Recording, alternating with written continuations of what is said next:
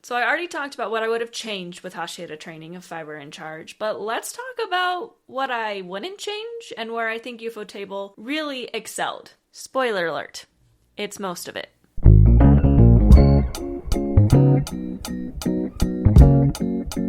Guys, before we dive in, help me get to my goal of 40,000 subscribers before the end of the year by hitting that subscribe button and turning on the notifications so you get notified whenever I post a new video. I have big plans. If I hit 30K by October, I actually intend to start posting some anime reactions, which a lot of people have been asking for, so definitely hit that subscribe button if you want to see more and help me get to that goal. Also, don't forget to follow me on my socials. I'm currently trying to grow Instagram, and I have a goal of 5K on there before the end of the year. So if you want to see more cosplay stuff, or unhinged story posts, or just super random things that I talk about and want to see more into my regular life, go ahead and follow me on there. I'll put the link in the description. Alright, but since I already did a video on how I would have changed Hashira Training if I were in charge, I want to flip it and now talk about what I really enjoyed, which was most of the season. If you watch that video, you'll know that I really only called out 3 things, and they bothered me a little bit, but not enough to make me really upset. Now we're going to talk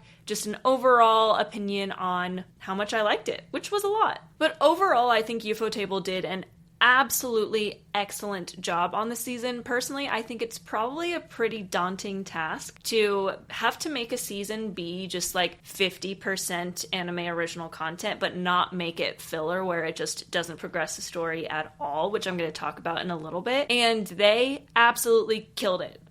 Or should I say, slayed it. But I got jokes this time. Holy frick, and they're all bad. And I'm also going to go a little bit out of chronological order because I first want to call out episodes 6, 7, and 8. If you watched my last video, you'll know that I said keep those the same. Do nothing to those because they were great. They were perfection. I don't have anything bad to say about those 3 episodes. I felt like once 6 happened and then 7 and 8 followed, they really found their stride of the season, and they really had a good mix of lots of anime original content intertwined with the manga content, and it just worked seamlessly, and it was perfect in my opinion. Like, I gave each one of those episodes a high 9, I think, which in my eyes is pretty much perfection. So but I am going to call out some of my specific favorite moments from each episode that was anime original, starting with episode 6. So there were a couple things about episode 6 that I really liked. First and foremost was there was an additional conversation with Genya inside the little house that they were staying in that was not in the manga that I really, really enjoyed. I think they're doing a very good job at just adding a lot of time with some of the characters that maybe we didn't get as much time with as people would have liked in the manga. It seems like silly, non-important conversations, but it's just giving us more time with the characters. And I feel like this scene where Genya comes in and they're talking about the mark a little bit more just really helped develop him a little bit more. He's speaking really softly, and he tells Tanjiro, I know you can do it, which is just character development. I love him for it. I really enjoyed this extra scene. They also added the very brief moment where Tanjiro was cooking for everyone, and he had this flashback of doing it for his family. That was anime original, and it made me cry a little bit. And then overall, just the episode, they added the little silly doodle sliding across our screen of the Kamaboko squad with the little drum beat, which we haven't gotten since season 1, so it brought back some nostalgic feelings for me, because what a way to bring that back right before we dive into the final battle, right? Just to make us all love these characters a little bit more, have these little silly laughs. This episode was when I was like, okay, they found their stride, and I really enjoyed just how well they interweaved everything together with manga canon content and anime original content. Some callouts for episode 7, more specifically the end. I know a lot of people complained about how long Muzan was walking up to Kaguya, but I really enjoyed this for a couple of reasons. First, I just want to say I absolutely love that they extended this episode so they could make his entrance really long. A lot of people are looking at this differently and saying, oh, the episode was extended, but all they did was have Muzan walk for 3 minutes. When they didn't need to give us an extended episode. They did that for us. They were like, hey, we want to give Muzan this big entrance because this is a huge moment. This is like the crux of the show. This is the king of demons, the main antagonist, showing up at the leader of the Demon Slayer Corps' house. This is a big deal, and making him walk with the music playing and seeing the wisteria burn off of him, this is important. This isn't just them being like, we're just killing time here. Like, they're making a moment that is very important to the story more apparent and more important, and they extended the episode's time so they could do that and not have to rush everything else. That's what they did. Not they only extended the episode so they could make him walk for 3 minutes. That just goes to show that people's mindsets are so, I want what I want, not what, UFO Table's gonna give me, and I'm just gonna complain no matter what they do.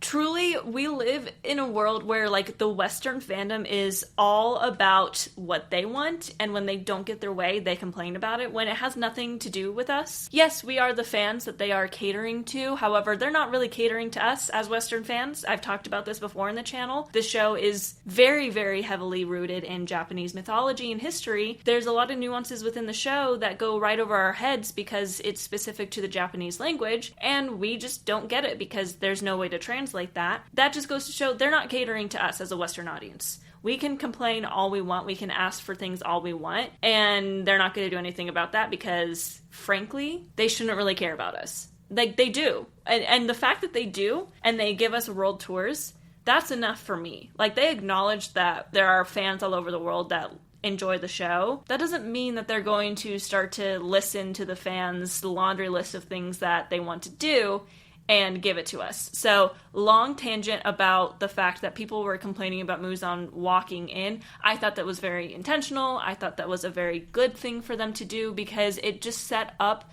the season finale so well and had everyone excited. Remember that UFO Table doesn't revolve around you, the world doesn't revolve around you, and your laundry list of things to do when there's anime original content is not going to be the list that they have out there. We should just be thankful that they gave us anime original content. UFO Table's job is to adapt the manga. They could have given us like 3 episodes and it was just all the manga and then that would have been it. But they decided to give us a full 8-episode season so that they could have us watching for a little bit longer than normal. And so they added a lot for us. Honestly, I'm thankful for that. Yes, there's some things I would have done differently, but I really, really enjoyed the season, and they didn't need to do what they did. They did that for us. I'm thankful. And then, of course, episode 8 was probably my favorite episode of the entire show so far. They just did such a good job with the conversation and the build-up for the Infinity Castle. The cliffhanger was huge. Something that I didn't talk about in my review of the episode was the OST.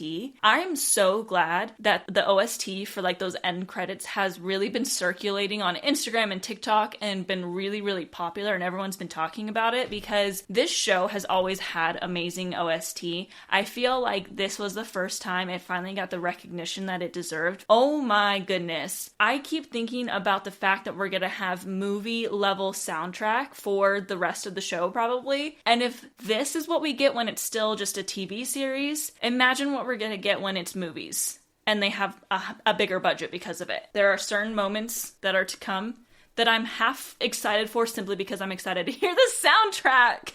And this proved it for me. Oh my goodness. But anyway, tangent about the OST. Some things that were anime original content in this was everyone falling in, really. Like, this episode didn't have a ton of anime original content. The whole conversation took up most of the episode, and then there were just, like, little moments here and there. But truly them adding, like, Inosuke falling in, Zenitsu falling in, and having that whole moment where he opened his eyes, big deal there. Kanao, all of them falling in was anime original because, if I'm remembering correctly, I didn't look before I hit record, which is my bad. I believe we see them all, like, fall in, and then it goes straight to Muzan saying, like, you think you have me cornered. Having this time to build up and we're, like, showing each one of them fall in and everything and just getting us hyped and ready for the Infinity Castle trilogy was so expertly done. And I can only imagine how much time that takes with the Infinity Castle background. Like, that, I'm sure, is taking them forever to make sure they get perfect at all times. And it was just so well done. Also, the final line from Tanjiro was actually not in the manga. The chapter ends with Muzan saying, "Do it if you can, Kamado Tanjiro," and then him saying, "I swear I'll defeat you, Muzan Kibutsuji," was an anime original line. I'm really glad that they gave Tanjiro the last laugh in the scene. It made more sense to me to have him make the final declaration before everything closed and he couldn't see him anymore than for Muzan to have it, because Tanjiro is our hero. He's the one we want to win, so it makes sense that he gets like the last laugh in that conversation. Really enjoyed that. Of course, props to Hanai-san for his performance with those few lines. I was really looking forward to it and he did not disappoint. But those are just a few of the things that I really, really loved about those last 3 episodes, but I can't stress enough how each one of those last 3 episodes was picture perfect in my mind. There is nothing I would change about it. Every single anime original scene made sense, was well done, and I personally adored it. Now I'm gonna just call out a few scenes in each other episode, and that'll be it for this video, because if I start talking a lot more, this video is gonna be really freaking long. Alright, so going to episode 1, I said it before, I'll say it again. The first scene of the episode was spectacular. I know people go back and forth on the plot hole that it technically created, but I really, really liked how they were able to show us kind of a little bit about what was going on after Nezuko conquered the sun, and demon sightings are getting less. Why are they all gathering around when they always have been solo or like 1 or 2? And also introducing wind breathing and serpent breathing, and just getting to spend more time with Sanemi and Obanai. This is something that I thought about after the end of the season, but a lot of the anime original content kind of revolved around them. And I think that that was really good, because when I look at Sanemi and Obanai, I think that they are very, very good characters that unfortunately are just victims of getting development too late in the story, because both of them still have a lot of development to come, but we're already to the final battle. So they tend, by like the fandom, to just be kind of low on lists, because we've spent so much time with these other characters. You know, we got full seasons about Tengen and Muichiro and Mitsuri and Rengoku and all that stuff. And then we still get more time with them after. But Sanemi and Obanai are kind of like outliers here, where we barely get anything with them. Like, we saw them in season 1 briefly. We saw Obanai briefly in Entertainment District. And then we see them very briefly in Hashira Training in the manga as well. So I really like that they added so much content with them, because I think it's gearing us up for their development. They didn't add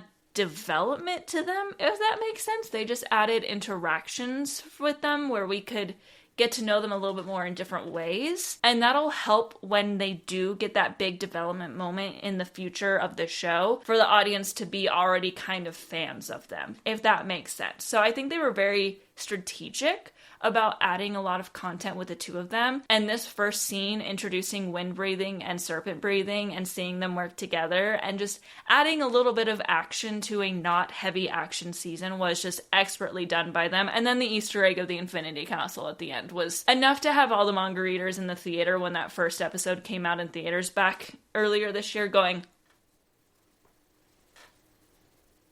so, good job, UFO Table. Episode 2 didn't have a ton of anime original content, if I'm remembering correctly. Aoi and Tanjiro was anime original. I've already talked about the fact that I would probably replace that with Nezuko and Tanjiro, but it is what it is. However, my favorite thing from episode 2 was the extension of Tanjiro following Giyu around. They just added a lot to that conversation and to him just like being super annoying. And I really liked this. I think that showing how persistent Tanjiro truly was made the situation a bit more endearing and really funny. And yes, some people were like, Tanjiro's so annoying, he's stalking him, blah, blah, blah, blah, blah. But I think that it's going to help with the development of their friendship later on, knowing that he was just so freaking persistent with him, and that Giyu just kind of originally gave in because he wanted to get rid of him, but then after all of that happened, he realized that he was kind of used to having Tanjiro around. And I think them just expanding upon that time where Tanjiro was just forcing himself around him is going to help later on for us to understand why Giyu kind of starts to latch onto him himself.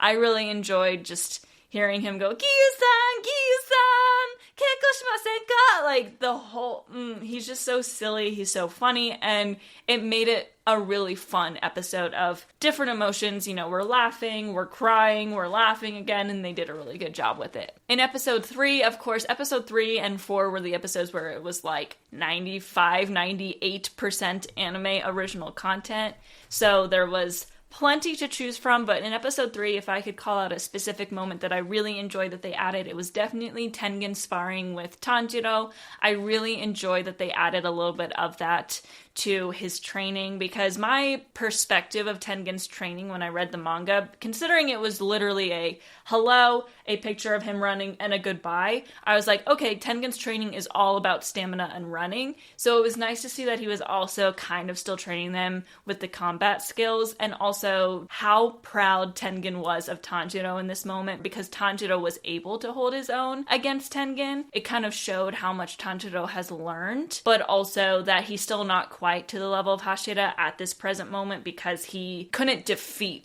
Tengen. It was just really well done. I liked that Tengen was like smiling and just proud dad. Loved every second of that, really enjoyed it. In episode 4, some additions that I liked was the sparring, just like the additional sparring, especially the sparring of Sanemi, Muichiro, and Obanai. They really, really honed in on like the side sparring, which I really liked, because in the manga, we don't see the fact that Hashira are doing like side sparring with each other until Tanjiro gets to Gyu and Sanemi doing it. So it was nice that they kept on adding that and kind of showed how like Sanemi and Obanai started to do it, and because they like offered it to each other and then everyone else kind of joined in. I think that development really helped the story, because it was like, what are the Hashira doing to like really better themselves? Because it was clear that most of the Demon Slayers weren't really helping with their stamina or their skills, because they just weren't passing. So it was really nice to see. And of course, it just gave Ufotable the opportunity to drop little droplets of good animation, of good action sequences, and had me on the edge of my seat. So I really enjoyed that addition. And then I did really enjoy the addition of Tanjiro talking about Nezuko to Muichiro, just so that we could get that quick check-in to see that he is still thinking about her and that she is with someone that we already know, Urokodaki and all that. So I like that they added at least a little bit of an additional scene about Nezuko, so that it wasn't whiplash completely when we went from the first episode to Tanjiro being like, oh, I hope she's not lonely later on when he gets to Gyu. So I really liked that addition. If you've been watching my videos at all, you know episode 5 I had quite a lot of issues with. However, I do just want to call out the pancake scene was so freaking adorable. I loved how Tanjiro was like, how the heck do I eat this? Because he's just a country little bumpkin from 100 years ago Japan that has never seen a fork or a knife in his life.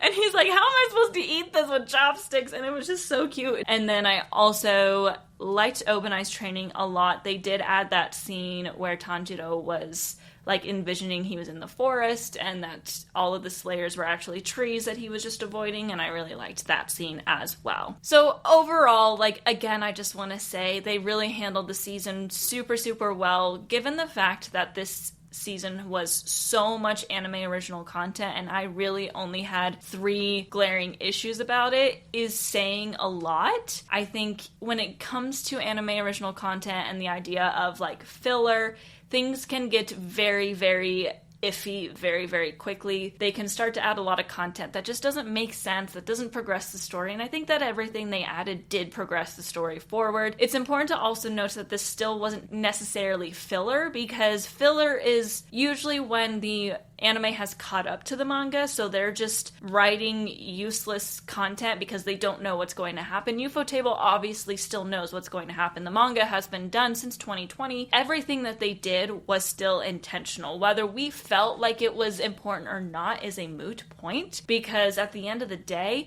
they could still have plans later on in Infinity Castle and Sunrise Countdown to loop things back around, where them not adding a ton of Nezuko content in Hashira Training might make sense to me once I've seen the first movie, because maybe they'll add content there. Or maybe they'll add more content with Shinobu and Tamayo, and it'll be looped in with like Shinobu's fight in the Infinity Castle. I'm still kind of waiting on seeing where some of that direction is going, but I think that I can really trust them. I think that this season proved that I can trust them because they did an excellent job with the season. Okay, I'm not going to go on too much of a tangent anymore, but I do want to just say I had an idea.